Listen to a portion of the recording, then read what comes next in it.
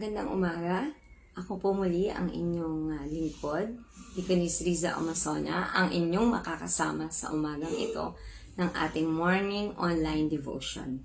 Welcome po muli at samahan niyo po ako sa panibago nating pag-aaral at maririnig na salita ng Diyos sa umagang ito. Ang batayan po natin sa umagang ito ay manggagaling sa ikalawang Samuel, Kabanatang 24 at talatang 24. At ito po ang sinasabi. Hindi maaari, babayaran kita, sapagkat hindi ako maghahandog kay Yahweh ng anumang walang halaga sa akin. Ang title po ng ating aralin sa umagang ito ay The Worthy Offering. Paano ba natin binibigyang halaga ang ating paghahandog? O ang mga bagay na inihahandog natin. Paano ba natin ito binibigyan ng importansya? Mahalaga ba ito sa atin? Prioridad ba ito natin? O bahagi ito ng ating buhay paglilingkod? Kaya tingnan natin ang mga iba't ibang kahalagahan. Bakit tayo nagbibigay? Bakit mahalaga na tayo ay nagkakaloob? Bakit kailangan sa bawat pagkakaloob natin ay masasabi natin na ito ay, aking Diyos is worth it. O masasabi natin sa ating sariling, worth it ang aking kaloob na ginawa sa araw na ito. Ngayon po ay mayroon akong 6 na bagay na ibabahagi kung bakit ang giving o ang paghahandog o ang offering ay kailangan worthy. Kailangan masabi natin worth it. Una, giving is partnering with God. In a partnership, the profits are important in proportion to the investment. So, mahalaga yan sa isang negosyo na kapag meron tayong partnership, yung profit na ibinigay natin, it should be proportion doon sa ating investment. If your investment is big, your profit is big. If your investment is small, your investment is also small. Kaya kailangan na mayroong balance. Kailangan timbang. Kapag ito ay malaki, kailangan ito ay malaki rin. The same is true in giving. Dahil kapag ikaw ay nagbibigay ng malaki, tsak na ikaw ay tatanggap ng malaki. Paano ka ba nagbibigay? Paano mo ba ito ipinagkakaloob? Kapag ba magkakaloob ka sa tuwing darating ang panahon ng pagbibigay sa ating iglesia, specifically during Sunday worship, paano mo binibigyang value ang iyong ibinibigay sa Diyos? Nasasabi mo bang, "Oh Lord my God, worth it ang pagkakaloob ko ngayong araw"? Hindi lang yan sa pagkakaloob na pera. Hindi lang yan sa material na bagay, kundi pati doon sa talentong ini-offer mo sa Lord. Kundi pati doon sa time na ibinibigay mo sa Lord. Na sa buong duration ng iyong pananambahan at pag-worship sa Lord, masasabi mo sa Panginoon, Lord, worth it ang offering ko ngayong araw na to. Hindi naman natin totally sinasabi na kapag nagkakaloob ka, it's all about money. Kaya kinapapalooban din niya ng oras, panahon, yung mga kakayanan mong ibigay sa Lord. At kasama din yung treasure mo. Kaya kailangan, kapag nag-invest ka ng malaki sa Panginoon, umasa ka na talagang ang balik nito sa'yo ay malaki rin.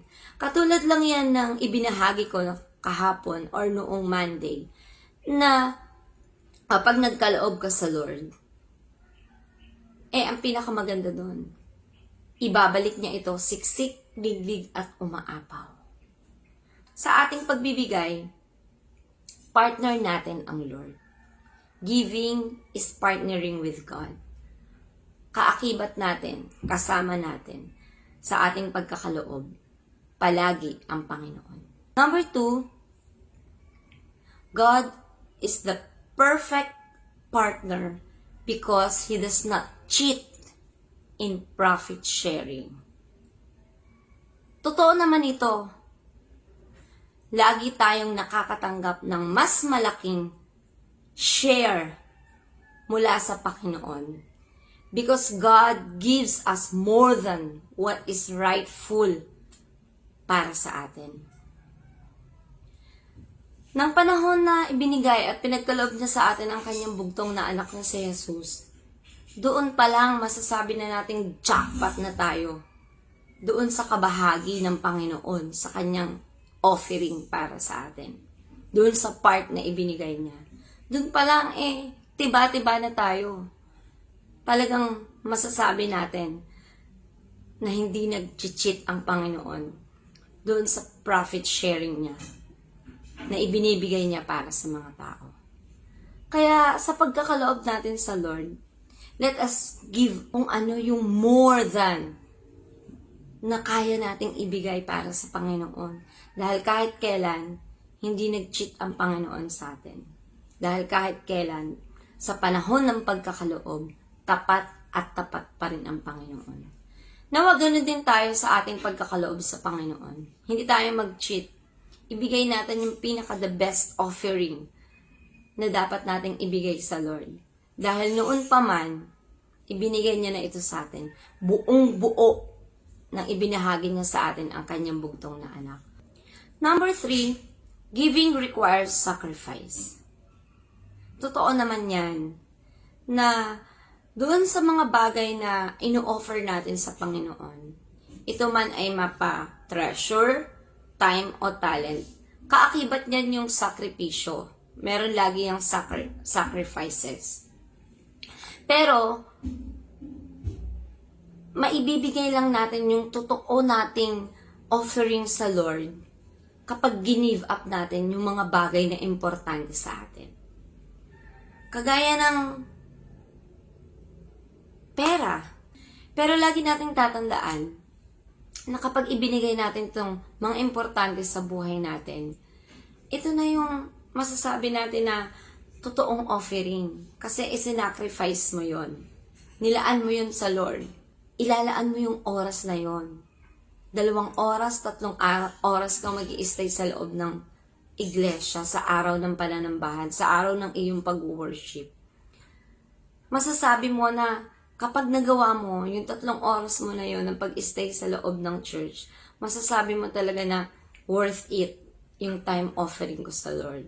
Kasi nagampanan ko yon. Nauna ko na sa paggising ko sa araw ng linggo na itakda ko yung oras na yon para sa Panginoon.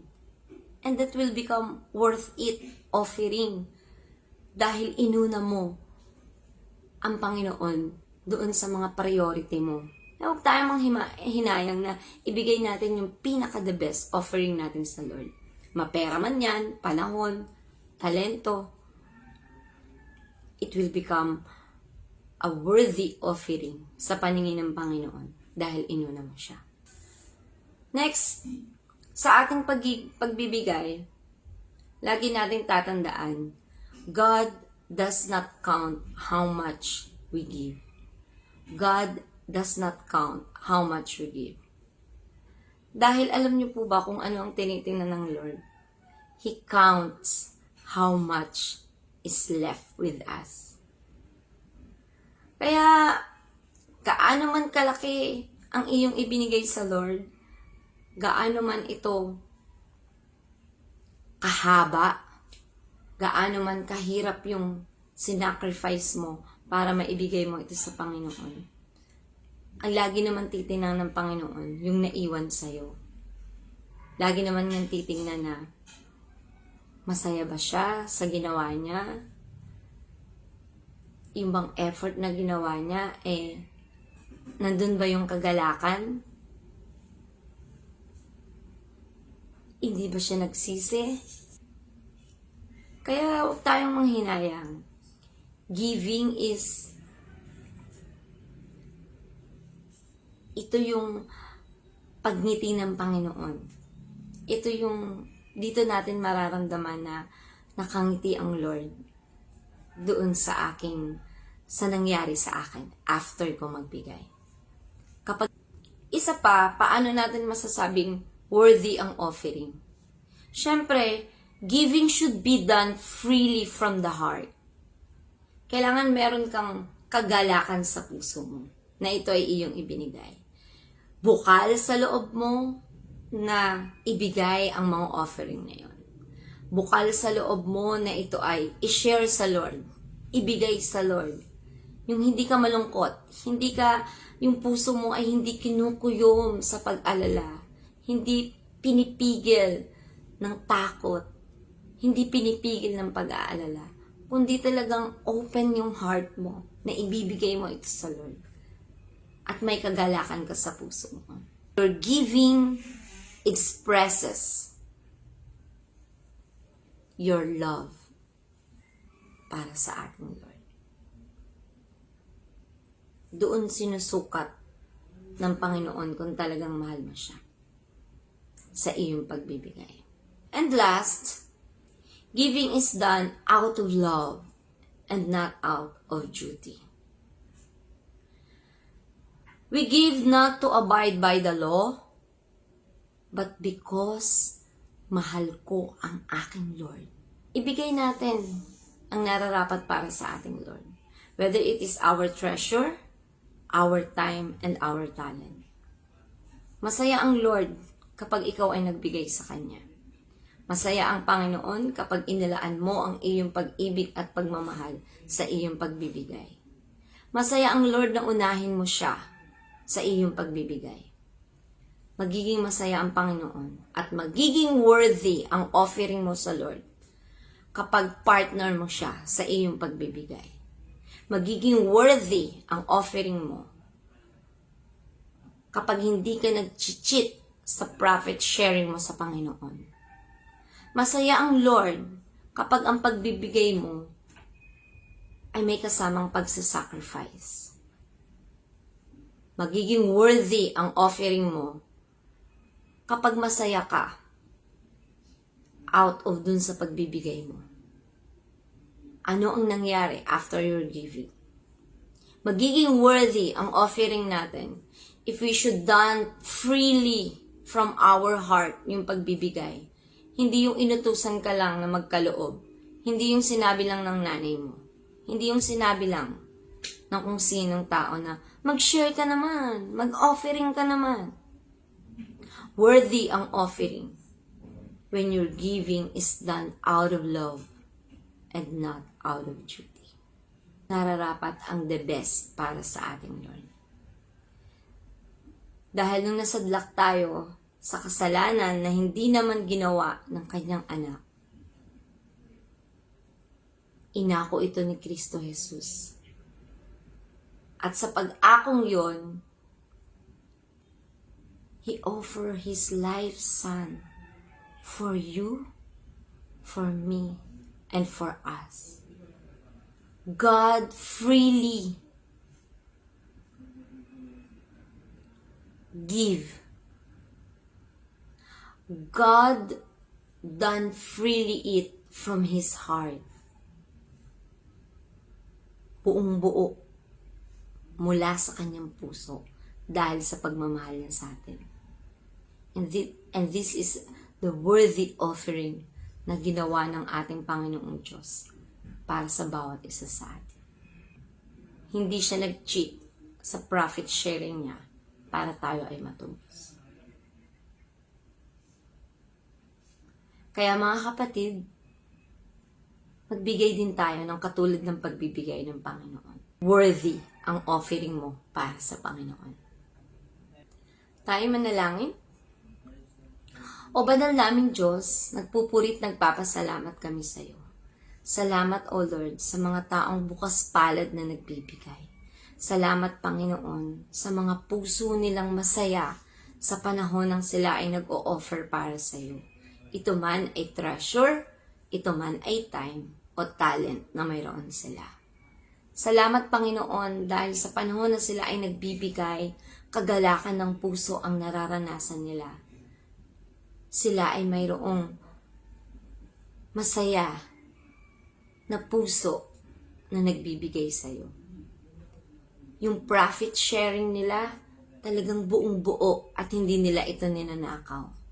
Kaya Lord, dalangin ko na patuloy mong ilagay sa puso nila na worthy ang offering kapag mayroong mga ganitong elements, mga ganitong bagay sa puso nila sa panahon ng kanilang pagkakaloob. Dalangin ko po, O Lord, na sa mga ganitong gawain ng aming pagkakaloob, lalo pang lalago ang iyong kingdom dito sa lupa. Lalo tigit dito sa dakong ito ng Iglesia ng Crossroads United Methodist Church, gamitin mo ang lahat ng miyembro, Panginoon namin. Na sa panahon ng kanilang pagkakaloob ng may kagalakan, ibabalik mo ito sa kanila ng siksik, liglig at nag-uumapaw. Thank you, Lord, dahil sa ganitong paraan, masasabi nilang worthy ang offering na ginawa nila para sa iyo. Salamat din, O Lord, sa paulit-ulit na pag-remind sa amin na worthy na ipinagkaloob mo sa amin ng iyong bugtong na anak na si Jesus upang maligtas kami sa mga kasalanan. At dahil dyan, Lord God, walang hanggang pasasalamat ang aming ibinibigay sa iyo. Tanggapin mo po, O aming Diyos, na sa umagang ito ay buong buo namin ikaw pasasalamatan, pupurihin at itataas ang pangalan. In Jesus' name, Amen. Maraming salamat po sa palaging pagsama sa amin tuwing Monday, Wednesday, and Friday para po lagi ninyong panoorin, i-share at i-like itong ating gawain na morning online devotion. Huwag niyo pong kalimutan na ibahagi ito sa iba upang sila man din po ay mabless sa kabutihan ng ating Panginoon. Hanggang sa Friday po, aabangan po namin ulit kayo sa ating muling pag-aaral at sa ating muling sama-samang pagpupuri sa ating Panginoon sa ating morning online devotion. Hanggang sa muli po, paalam!